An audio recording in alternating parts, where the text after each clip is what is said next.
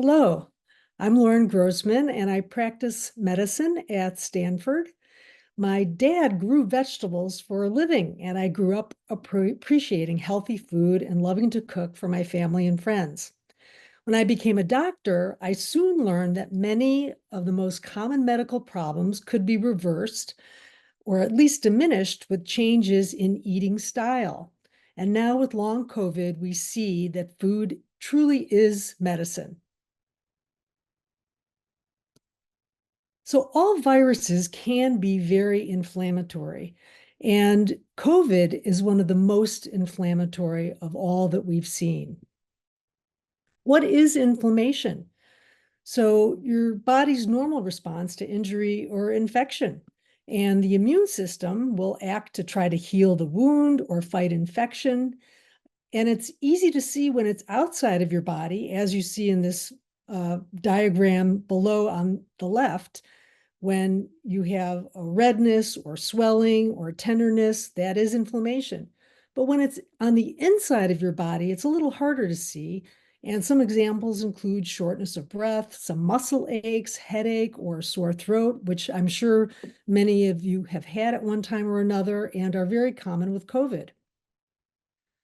So COVID can also cause things that are a little less understandable: fatigue, some brain fog, headache, changes in smell and taste, maybe a sore throat, heart palpitations, poor digestion, and a whole array of other symptoms.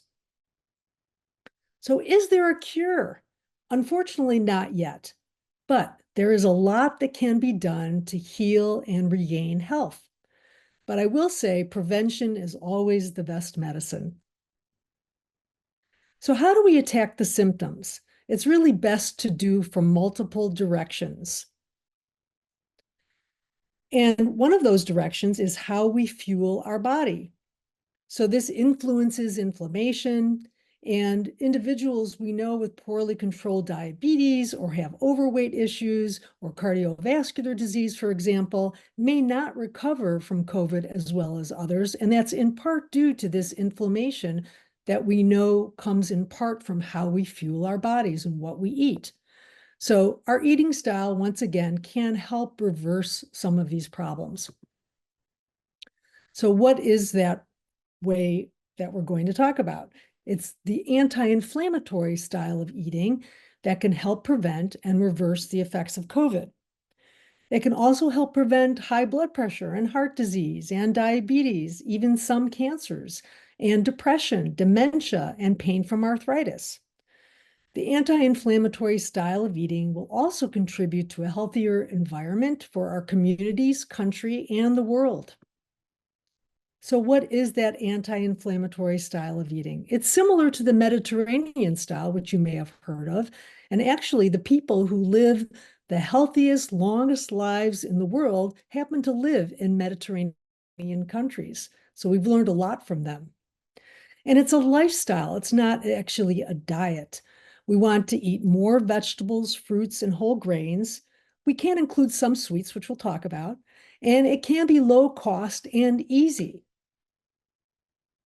So this is the healthy eating plate, and it's a good visual to have on how you should design your meals, with a large quarter being vegetables, a smaller quarter of the plate being fruits, another quarter being whole grains, and we'll talk about these, and then another quarter being a healthy protein, and along with healthy oils and plenty of water.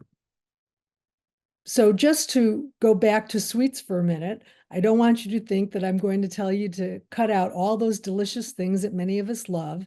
And as you can see on either side of this slide, we have brownies and brownies with ice cream. And if we think about flipping that a little bit and having maybe berries or other fruits being the center of the dish with maybe a little bit of chocolate on top and maybe even a little bit of whipped cream, it can be really satisfying and very, very pleasurable.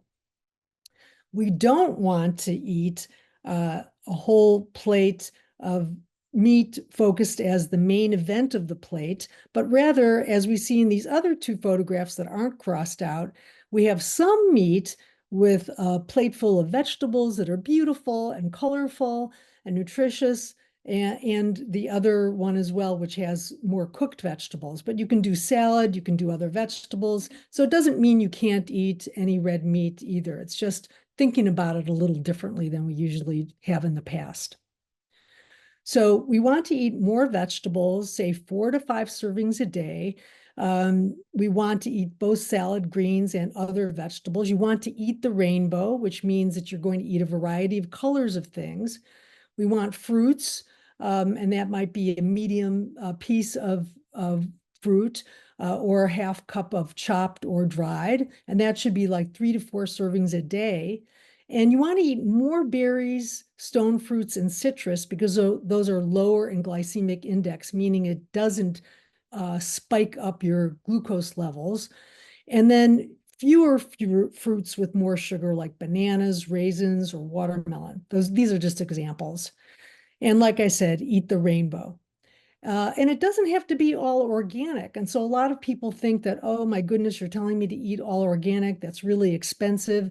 And that's not at all what we recommend. And in fact, there are lists. For example, the Clean 15 is a list of fruits and vegetables that have the least pesticides. And I never buy those in organic varieties. For example, avocados are very clean, and you do not have to buy them in an organic way. And then the dirty vegetables, the dirtiest fruits and vegetables, those have the greatest number of pesticides. And an example of that is like strawberries. Those are at the top of the list. And especially for children, you don't want them to be eating more pesticide because it ends up being a larger concentration of what's in their body because they're smaller. So anyway, clean vegetables, clean fruits versus dirty, much better for you. And they don't all have to be organic. You also want to eat fish and shellfish, 2 to 6 servings a week. And in fact, many people who take like omega-3 fish oil as a supplement don't really have to even do that if they're eating sufficient amounts of cold water fatty fish like salmon, sardines, herring, and black cod. There are others, but these are some of the more common examples. And you want to minimize your intake of fish that has a high concentration of mercury, like swordfish, king mackerel, shark, and some tunas. You also want to eat beans, lentils, chickpeas, nuts, and seeds, at least 1 to 2 servings a day. And those are lower in glycemic index, meaning they don't spike your glucose level up. And so they're much better for your metabolism. They're also happening to be high in potassium, fiber, magnesium, and folic acid. And some additional protein sources, which people always ask me because they say, if I'm going to eat less animal protein, what else do I eat? How do I get my protein? So, for example, dairy and lean meats. You can have small amounts of low-fat cheese or an 8-ounce serving of plain Greek yogurt, particularly with live cultures. That's very high in protein. 1 egg that's omega-3 enriched. 3 ounces of chicken without the skin, and other lean meat that happens to be grass-fed and hormone-free. And then there are whole soy foods, 1 to 2 servings per day, whether it be a small amount of soy milk, some edamame, some soy nuts, or even a half cup of tofu, which you can do lots of different recipes with those foods. And what are whole grains? So people have a hard time understanding this as well. Uh, the whole grain is an intact fiber and it's not refined, meaning it's not flour.